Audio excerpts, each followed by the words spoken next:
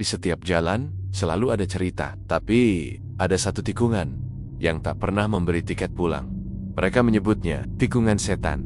Di sana, setiap tahun, selalu ada korban. Orang-orang bilang, itu hanya kecelakaan biasa. Tapi yang pernah melihat dari dekat, tahu kalau ada sesuatu yang menunggu di balik kabut. Malam ini, aku akan bawa kalian masuk ke dalam ceritanya. Ingat, kalau saat mendengar kisah ini tiba-tiba, kamu mencium bau tanah basah, atau mendengar langkah kaki di luar rumahmu, jangan buka pintu, karena mungkin giliranmu yang akan dipanggil. Hujan turun deras malam itu. Jalan pegunungan di desa Waringin, sepi. Hanya suara mesin tua truk kayu milik Darto yang terdengar di antara gemuruh petir. Lampu depan truknya memantulkan kilatan air hujan yang memukul aspal, menambah suasana seperti dunia ini hanya milik dia seorang. Darto mengelap kaca depannya yang berembun. Aduh, hujan makin gila. Semoga nyampe pos pengepul sebelum jam 2, gumamnya, mencoba mengusir rasa kantuk. Ia sudah sering melewati jalan ini. Tapi ada satu titik yang selalu membuat bulu kuduknya meremang. Tikungan setan. Orang-orang bilang, tikungan itu tidak pernah kosong dari tumbal. Setidaknya setahun sekali, ada kendaraan yang tergelincir masuk. Drunk, warga percaya itu bukan sekadar kecelakaan, tapi ada penunggu yang meminta korban. Namun Darto selalu menertawakan cerita itu. Ah, palingan remblong, sopir ngantuk, pikirnya. Tapi malam ini, suasananya berbeda. Saat jarak menuju tikungan tinggal beberapa ratus meter, kabut tebal muncul entah dari mana. Lampu truk memantul putih di udara, membuat pandangan nyaris nol. Darto mengurangi kecepatan, tapi tiba-tiba ia melihat sosok perempuan berdiri di tengah jalan. Tubuhnya basah kuyup, rambut hitam panjangnya menempel di wajah pucatnya. Ayat bergerak, seolah menunggu. Darto terkejut, injak rem sekuat tenaga ban truk berdecit panjang. Duk, truk berhenti mendadak. Tapi Darto yakin, ia menabrak seseorang. Panik, ia melompat keluar, berlari ke depan. Jalan kosong, tidak ada siapa-siapa, hanya hujan dan kabut. Ya Allah, kemana perginya? Napas Darto tersengal. Tiba-tiba, dari arah belakang, suara langkah kaki terdengar di genangan air. Darto menoleh. Perempuan itu berdiri di belakang truk, jaraknya cuma 5 meter, matanya hitam penuh, kulitnya pucat kebiruan, dan bibirnya tersenyum tipis. Mas, tolong antar saya pulang, suaranya lirih, nyaris tak terdengar di tengah hujan. Darto kaku, naluri ingin kabur, tapi kakinya berat. Kemana? Suaranya gemetar. Perempuan itu menunjuk ke arah jurang gelap di sisi tikungan. Rumahku, di bawah sana. Hujan makin deras, petir menyambar, dan dalam cahaya kilat itu Darto melihat bayangan tubuh-tubuh tergantung di pepohonan jurang. Mereka basah kuyup, wajah mereka kosong, sebagian remuk seperti korban kecelakaan. Semua memandang ke arah Darto. Perempuan itu melangkah mendekat. Kalau Mas mau selamat, ada yang harus diganti. Darto mundur, kakinya terpeleset lumpur, jantungnya berdegup gila-gilaan. Diganti? Apa maksudnya? Perempuan itu tersenyum lebih lebar, matanya tak berkedip. Tumbal, kalau bukan Mas, ya orang yang Mas sayang. Tiba-tiba klakson mobil terdengar dari belakang. BR, sebuah mobil pickup melaju kencang menyalip truk Darto. Langsung menghilang di kabut menuju tikungan. Hanya butuh 3 detik. Sebelum suara rem panjang dan dentuman keras bergema dari jurang, perempuan itu berbalik, berjalan perlahan ke arah suara kecelakaan. Sebelum hilang di kabut, ia menoleh dan berkata, "Kali ini Mas selamat, tapi nanti giliran Mas." Darto di aspal basah, napasnya terengah. Hujan menelan semua suara, kecuali satu, jeritan dari jurang yang terus menggema di telinganya.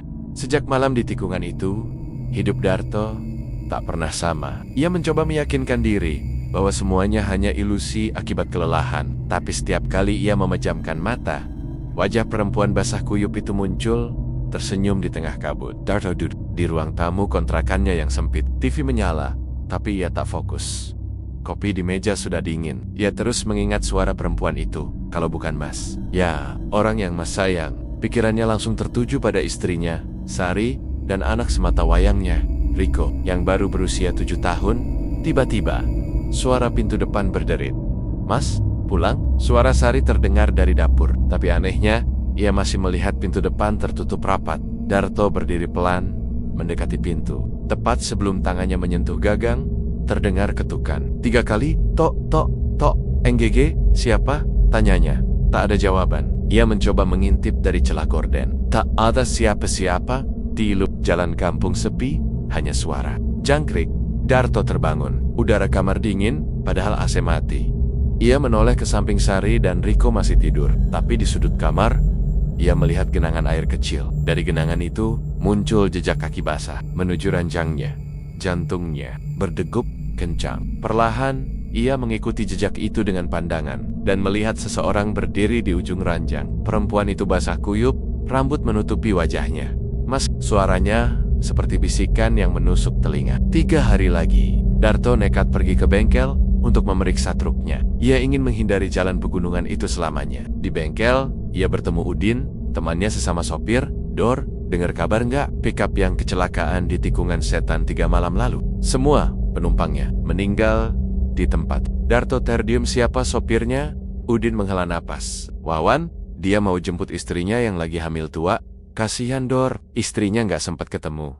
Kepala Darto berdenyut. Ia teringat jelas, mobil pickup itu menyalipnya tepat sebelum kecelakaan. Perempuan itu bilang kali ini, Mas, selamat. Berarti korban seharusnya adalah dirinya. Darto semakin takut tidur. Ia duduk di ruang tamu sambil menyalakan semua lampu rumah. Tapi pukul 2 dini hari, listrik mendadak padam. Rumah gelap total. Suara hujan turun, padahal dari tadi cuaca kering. Bau tanah basah tercium. Di luar jendela, kabut perlahan masuk ke dalam rumah. Dari kabut itu, samar-samar terdengar suara mesin truk. Lalu suara tabrakan keras. Langkah kaki mulai mendekat dari arah dapur. Air mengalir di lantai, membuat jejak menuju ruang tamu. Perempuan itu muncul dari balik kabut. Kini wajahnya terlihat jelas. Separuh kepalanya remuk. Darah bercampur air. Hujan mengalir dari pelipis. Mas, waktunya habis. 3 hari menjadi 2. Sari melihat suaminya pucat. Mata merah karena tak tidur. Mas, kita nggak usah kerja dulu ya. Aku takut lihat mas kayak gini. Darto hanya mengangguk. Memutuskan mengantar Sari dan Riko menginap di rumah mertuanya di desa sebelah. Tapi di perjalanan, ia merasa seperti ada mobil yang terus mengikutinya dari jauh. Lampunya redup, seperti berkabut. Saat sampai di rumah mertua, ia menoleh ke belakang. Jalan kosong, tak ada mobil. Darto tidur sendirian di kontrakan. Tiba pukul 1, suara ketukan pintu kembali terdengar. Tok, tok, tok. Kali ini ia memberanikan diri membukanya. Di luar, kabut tebal menunggu, dan di tengah kabut, perempuan itu berdiri, dikelilingi sosok-sosok lain laki-laki, perempuan, bahkan anak-anak. Semuanya korban kecelakaan. Mata mereka kosong, tubuh mereka basah dan rusak. Perempuan itu melangkah maju, mengangkat tangannya ke arah Darto. Besok, giliranmu. Atau ia melirik foto keluarga Darto yang tergantung di dinding. Kita ambil mereka. Darto mundur ketakutan.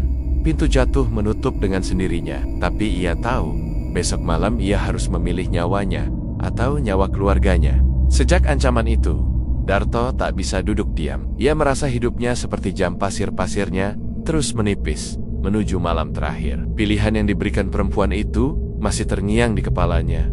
Nyawanya atau keluarganya. Darto memutuskan pergi ke balai desa untuk mencari informasi. Ia menemui Pak Samin, seorang lelaki tua yang dikenal suka bercerita tentang sejarah kampung.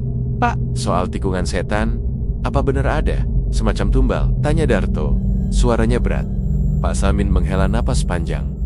Akhirnya ada juga yang mau nanya serius. Banyak orang pikir itu cuma mitos. Padahal, jalan itu dibangun di atas tanah. Bekas makam massal korban kecelakaan bus tahun ke-1987, katanya. Mereka nggak tenang karena jasadnya nggak pernah dipindah. Setiap mereka minta teman baru, Darto menelan ludah. Kalau kita nolak, Pak Samin menatapnya tajam. Mereka akan ambil orang yang paling kita sayang. Tak tenang, Darto mencoba mencari sopir-sopir lain yang pernah mengalami kejadian aneh di tikungan itu. Salah satunya adalah Karyo, sopir truk senior. Karyo bercerita sambil merokok, matanya kosong. Gue pernah lihat penumpang duduk di kursi sebelah gue, padahal pintu mobil terkunci. Gue selamat, tapi seminggu kemudian, anak gue ketabrak di jalan yang sama. Itu membuat tubuh Darto merinding. Semua tanda mengarah ke satu kesimpulan, dia tak akan lolos dengan mudah. Darto memutuskan untuk pergi ke lokasi tikungan sebelum gelap. Ia ingin melihat sendiri apa yang bersembunyi di sana. Kabut mulai turun, udara dingin menggigit tulang. Jalanan sepi, hanya suara angin dan gemerisik dedaunan. Sesampainya di tikungan, ia melihat bikas-bikas kecelakaan, pecahan kaca, bemper mobil, dan bercak merah kecoklatan di aspal yang belum hilang. Dari tepi jurang, terdengar suara air mengalir, dan samar-samar suara orang menangis. Darto memberanikan diri mendekat. Di bawah, di antara pepohonan, ia melihat sesuatu. Banyak sekali tubuh tergantung seperti boneka, basah kuyup, pakaian mereka robek, wajahnya rusak parah. Dan di antara mereka, perempuan itu berdiri, menatap ke atas, langsung ke arah Darto. "Mas, sudah saya." Suaranya terdengar jelas meski jaraknya jauh. Tiba-tiba tanpa peringatan, kabut menyelimuti Darto. Ia tak bisa melihat sekeliling, hanya mendengar langkah kaki mengelilinginya. Suara-suara mulai terdengar. Jeritan, suara rem panjang, dentuman logam bertubrukan. Seseorang berbisik tepat di telinganya, "Kalau mau bebas, bawa korban malam ini." Darto terlonjak, tapi tak melihat siapa-siapa. Lalu, sesuatu menyentuh bahunya dingin, licin seperti daging basah. Dan melihat seorang pria dengan kepala terbelah tersenyum lebar. "Mereka sudah menunggu, Mas." Kabut perlahan menghilang. Darto berdiri sendirian di tepi jurang. Napasnya tersengal. Ia berlari ke truknya dan segera pergi dari sana. Tapi ia melihat bayangan puluhan orang duduk di bak truk, menatapnya diam-diam. Darto mengunci semua pintu. Ia tak makan, hanya duduk menatap lantai. Tapi sekitar pukul 11, terdengar suara ban mobil di luar. Ia mengintip lewat jendela sebuah mobil tua berhenti di depan rumah. Lampunya mati, kabut mengepul dari bawahnya. Perempuan itu keluar dari mobil, perlahan berjalan menuju pintu. Dari dalam rumah, Darto mundur ketakutan. Lalu suara perempuan itu terdengar, datar tapi penuh tekanan. "Besok malam, Mas, ke Laweng, bawa pengganti. Aku yang akan jemput anakmu duluan." Darto jatuh terduduk. Tubuhnya gemetar hebat. Ia sadar, ia hanya punya 1 hari untuk memutuskan siapa yang akan ia serahkan sebagai tumbal. Matahari baru saja terbit, tapi bagi Darto, dunia sudah terasa gelap. Ia duduk di teras kontrakan, wajahnya pucat, mata cekung. Sepanjang malam ia tak tidur, hanya mendengar langkah-langkah basah mondar-mondir di depan pintu rumah Porempion itu. Sudah memberi batas waktu.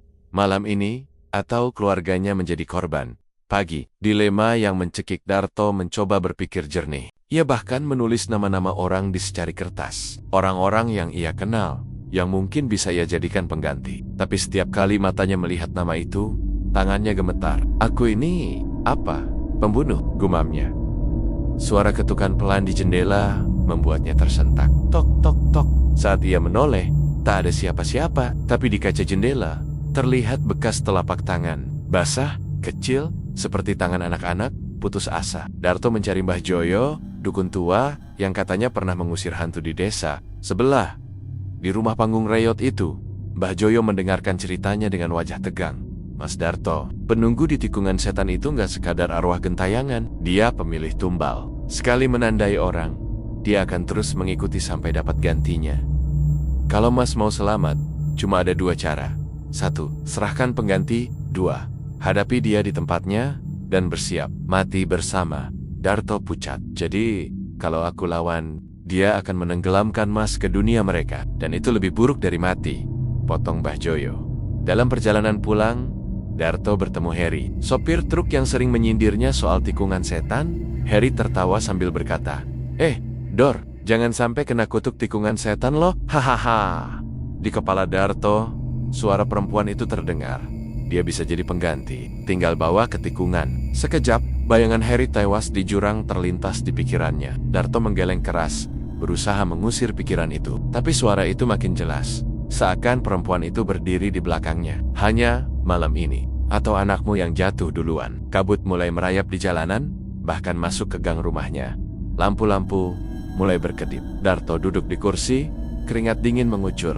Tiba-tiba ia mendengar suara Riko tertawa di halaman. Panik, ia keluar rumah dan melihat Riko berdiri di dekat pagar, bersama seorang perempuan basah kuyup yang menggandeng tangannya.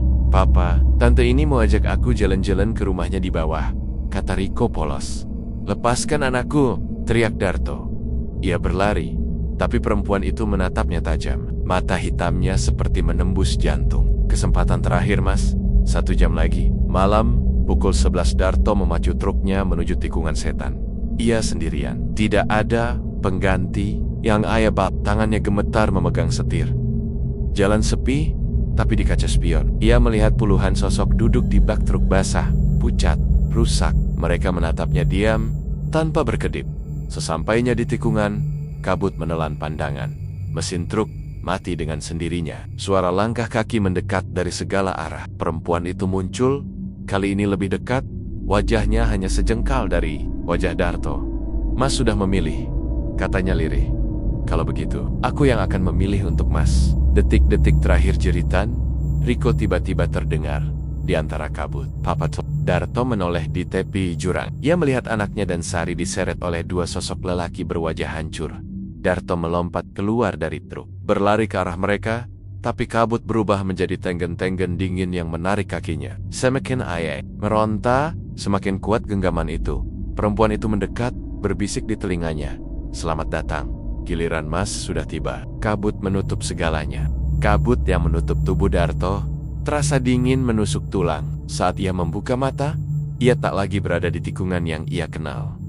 Jalan itu sama, tapi berbeda. Aspalnya retak, pepohonan di sekitarnya kering seperti terbakar, dan langit hanya berwarna abu-abu pekat. Tak ada suara burung, hanya desis angin yang seperti berbisik. Darto berdiri di tengah jalan. Truknya tidak ada. Ia melihat bayangan Sari dan Riko di kejauhan. Mereka berlari, dikejar oleh sosok-sosok basah dengan wajah hancur. "Riko, Sari, tunggu Papa!" teriaknya sambil berlari. Tapi setiap ia mencoba mendekat, jarak malah terasa semakin jauh. Sedih. Ia berlari di tempat dari belokong. Suara klakson truk menggema. Blaar, Darto menoleh sebuah truk tanpa sopir, melaju kencang ke arahnya. Ia lompat ke sisi jalan, terjatuh ke tanah berlumpur, yang ternyata penuh tenggen-tenggen, pucat menariknya masuk. Ia meronta, tapi tangan itu semakin banyak. Dari lumpur, muncullah wajah-wajah korban kecelakaan. Ada yang kepalanya terbelah, ada yang matanya hanya tinggal satu. Ada pula anak kecil dengan leher tertekuk. Salah satu dari mereka, pria tua berjaket sopir truk, berbicara dengan suara serak, "Kami semua pernah seperti kamu, mencoba lari, tapi sekali masuk ke jalan ini, kamu nggak bisa keluar, kecuali menyerahkan pengganti." Darto menelan ludah. "Kalau aku nggak mau," pria itu tersenyum miris, "maka kamu akan tinggal di sini selamanya bersama kami." Kabut tebal mulai turun lagi. Kali ini bergerak seperti makhluk hidup. Dari dalamnya muncul perempuan basah kuyup itu. Rambutnya terurai, matanya menatap tajam. "Mas, lihat ke belakang," katanya. Darto menoleh di sana. Sari dan Riko terikat di tengah jalan, dan dari kejauhan terdengar suara rem dan mesin truk besar melaju menuju mereka. "Kamu punya waktu 1 menit. Kalau mau selamat, bawa satu pengganti dan biarkan mereka pergi. Kalau tidak," perempuan itu tersenyum, "mereka akan jadi milikku." Pengejaran di jalan tak berujung. Darto berlari sekuat tenaga. Di kiri kanan jalan, ia melihat mobil-mobil hancur dengan mayat pengemudinya masih duduk di dalam. Beberapa dari mereka membuka mata perlahan, mengulurkan tangan, mencoba meraih Darto. Tiba-tiba ia melihat Harry, teman sopirnya, berjalan kebingungan di tengah kabut. "Harry, cepat ikut aku!" Harry terlihat bingung. "Gue di mana, Dor? Kenapa jalanan aneh gini?" Darto tahu ini kesempatan untuk menjadikannya pengganti. Tapi hati nuraninya berontak. Sementara suara truk yang semakin dekat membuat detik-detik itu terasa seperti siksaan. Perempuan itu muncul di sampingnya. Wajahnya hanya sejengkal dari telinga Darto. "Pilih sekarang, dia atau keluargamu." Harry menatap Darto dengan wajah penuh tanya. "Dor, kenapa lo liatin gue kayak gitu?" Jantung Darto berdetak kencang. Dalam benaknya, ia melihat dua kemungkinan. Mendorong Harry ke tengah jalan sebagai tumbal, menyukur Harry dan membiarkan keluarganya mati. Suara truk semakin keras. Dari kejauhan, Sari dan Riko berteriak, "Papa, tolong!" Darto memejamkan mata, tangannya terangkat ke arah Harry. Perempuan itu tersenyum lebar. Pintar, pilihan yang tepat. Kabut menelan semuanya. Darto membuka mata, tapi kini ia sendirian. Di tengah jalan, kosong. Tidak ada Harry, tidak ada Sari, tidak ada Riko, hanya suaranya sendiri yang bergetar di dalam kabut. "Aku sudah memilih." Kabut menghilang perlahan. Darto berdiri di tepi jalan pegunungan yang normal, kembali aspal licin karena hujan, udara dingin menusuk. Di depannya, Sari dan Riko berdiri. Mereka terlihat selamat, setidaknya dari kejauhan. "Papa," Riko tersenyum tipis. Sari memegang tangannya. Darto berlari menghampiri dan memeluk mereka erat. Air mata bercampur hujan membasahi wajahnya. "Syukurlah kalian selamat." Namun saat memeluk Sari, ia merasakan kulitnya dingin seperti es. dan aroma tanah basah yang menusuk hidung. Rico menggenggam tangannya, tapi genggaman itu terlalu kuat, seperti cengkraman besi. Mereka bertiga masuk ke truk dan turun dari pegunungan. Di Kokaspion, Darto melihat sesuatu yang membuatnya kaku di kursi belakang. Sari dan Rico duduk diam menatap lurus. Mata mereka tidak berkedip sama sekali. Sesekali, mulut Rico bergerak tanpa suara, seolah sedang berbisik pada sesuatu yang tak terlihat. Di tikungan terakhir sebelum masuk desa, Darto mendengar suara perempuan itu bukan dari luar, tapi dari dalam kepalanya. Mas sudah memilih. Sekarang, nikmati pilihannya. Kontrakan mereka terasa berbeda. Udara di dalam lebih dingin dari luar, dan cahaya lampu terlihat pucat. Sari langsung menuju dapur tanpa bicara. Sementara Rico duduk di lantai ruang tamu, menatap kosong ke arah pintu. Darto mencoba berbicara. Rick, mau makan? Rico menoleh perlahan. Matanya hitam sepenuhnya, tanpa bola mata putih. Aku sudah makan. Banyak, jawabnya lirih. Darto mundur. Makan apa? Rico tersenyum. Tea and Papa. Malamnya, Darto terbangun karena mendengar suara seretan di lantai. Ia keluar kamar dan melihat Sari menyeret sesuatu yang besar dari depan pintu. Saat kabut tipis masuk dari celah jendela, Darto menyadari benda itu adalah tubuh Harry dengan wajah pucat dan mata kosong. Sari menatap Darto. Dia ikut pulang. Mau kita simpan di mana? Darto terjatuh ke lantai, mulutnya kering. Ia mencoba bicara, tapi suara perempuan itu muncul lagi di kepalanya. Keluarga Mas sudah jadi bagianku. Mereka akan tetap di sini, tapi tidak seperti dulu. Paginya, tetangga mulai mengeluh ada bau busuk dari arah kontrakan Darto. Seorang ibu yang lewat memanggilnya. Pak Darto, semalam saya lihat anak bapak main di luar sendirian, tapi jalannya aneh, kayak nggak nyentuh tanah. Darto menutup pintu rumah rapat-rapat. Di dalam, ia melihat Rico duduk di kursi, menatapnya tanpa berkedip. Papa, nanti malam kita pulang lagi ke jalan itu ya. Mereka kangen sama Papa. Pukul 12 malam, Darto terbangun lagi. Dari luar kamar, terdengar suara banyak orang berjalan di dalam rumah. Ia mengintip dan melihat ruang tamu penuh dengan korban-korban kecelakaan. Tubuh mereka rusak, basah, sebagian tak utuh. Di tengah mereka, Sari dan Rico berdiri sambil tersenyum. Sari berkata pelan, Mas, ini keluarga kita sekarang. Kita semua akan tinggal di jalan itu selamanya. Sebelum Darto bisa bergerak, kabut kembali masuk, menelan pandangannya, dan ia merasakan tangan Tengen dingin menariknya ke arah pintu. Darto terbangun di lantai ruang tamu. Kepalanya berat, napasnya memburu. Rumahnya gelap, hanya diterangi cahaya lampu jalan yang redup dari luar. Tapi ia tidak sendirian. Sari, Rico, dan puluhan sosok korban kecelakaan berdiri mengelilinginya. Wajah mereka pucat, tubuh basah, sebagian hancur. Semua menatapnya dengan mata kosong. Di tengah keheningan itu, suara perempuan basah kuyup itu terdengar dari belakang. Malam ini, Mas ikut pulang bersama kami. Kabut tebal menyelinap masuk, lewat celah pintu dan jendela, membungkus dinding dan lantai. Lantai menjadi licin, basah seperti jalanan sehabis hujan. Bau amis dan karat darah memenuhi ruangan. Sari mendekot, mengelus pipi Darto. Sentuhannya dingin seperti es. Mas, sudah waktunya kita akan bersama di jalan itu. Rico kecil, tawa yang bukan milik anak 7 tahun, terdengar berat dan bergema, seperti suara dari dalam gua. Papa, mereka semua sudah menunggu. Tiba-tiba, pintu rumah terbuka sendiri. Dari luar, terlihat tikungan setan padahal kontrakan mereka berjarak belasan kilometer dari sana. Jalan itu basah, licin, diterangi cahaya lampu kendaraan yang berkabut. Sosok-sosok korban mulai berjalan keluar, masuk ke jalan itu satu persatu. Sari menggandeng tangan Darto, menariknya pelan. Mas, ayo, jangan buat mereka menunggu. Darto mencoba menolak, tapi saat ia mundur, tangannya ditarik Rico dengan kekuatan yang mustahil dimiliki anak kecil. Tanpa sadar, Darto sudah berada di tengah jalan pegunungan. Tidak ada suara serangga, hanya deru angin dingin dan suara rem kendaraan. Di kejauhan, tapi ia segera sadar, jalan itu tidak berujung. Berapapun langkah yang ia ambil, ia tetap berada di tikungan yang sama dari kabut. Muncul kendaraan demi kendaraan, mobil, bus, motor, semuanya rusak dan berlumuran darah. Pengemudinya adalah korban-korban lama yang kini memandangi Darto. Perempuan itu muncul di tengah jalan, basah kuyup, rambutnya menutupi setengah wajah. Mas sudah melunasi janji. Sekarang, waktunya Mas menjadi bagian dari jalan ini. Darto panik. Ia berlari sekuat tenaga ke arah yang berlawanan, berharap kabur. Tapi setiap kali ia berlari, jalan berputar kembali ke tempat semula tikungan setan.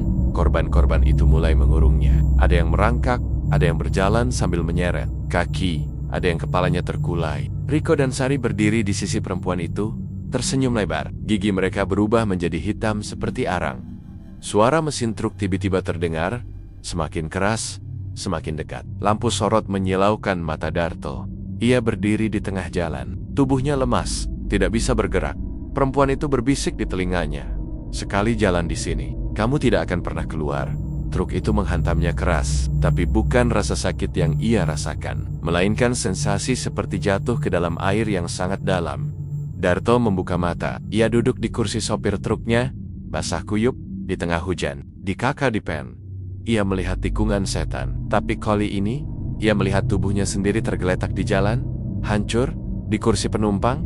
Riko duduk dengan wajah pucat, menatapnya. Papa, kita sudah di rumah. Darto menoleh keluar jendela dan di luar. Rumah kontrakannya berdiri di tepi tikungan setan, dikelilingi kabut. Ia akhirnya mengerti. Ini bukan jalan pulang. Sejak malam itu, sopir-sopir yang melintas di tikungan setan mengaku melihat truk tua berhenti di tepi jalan, dengan seorang pria pucat duduk di dalam, ditemani seorang perempuan basah kuyup dan anak kecil berwajah kosong. Dan setiap tahun, ada saja korban baru yang hilang di tikungan itu.